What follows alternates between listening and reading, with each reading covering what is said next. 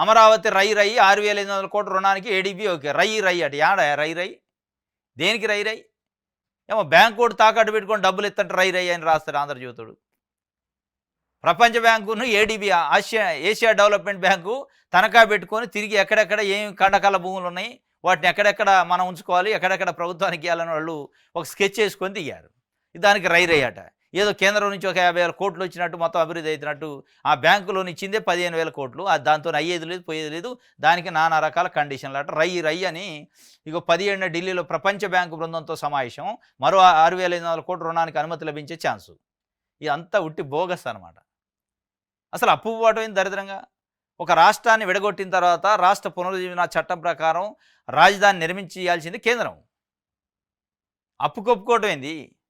ఇవాళ మీరు మీ ప్రభుత్వం, మీ పార్టీకి సంబంధించిన ఎంపీలు, తెలుగుదేశం పార్టీ ఎంపీల పైన ఆధారపడి ఎన్డీఏ గవర్నమెంట్ ఉంది. నిలదీసి గల్లా బట్టి అడిగి డబ్బులు తెచ్చుకునే శక్తి ఉంది. ఇవాళ ఎందుకు తెచ్చుకోరు. గొర్రె లెక్క తలకాయ ఊపుకుంటారు. రై అట. వీళ్ళు వార్తలు రాయటం, ఆయన పరిపాలన చేయటం అట్లే ఉంది. రై లేదు, ఇది లేదు. ఇంకోటి బై జగన్ అని ఒక వార్త ఇచ్చిండు.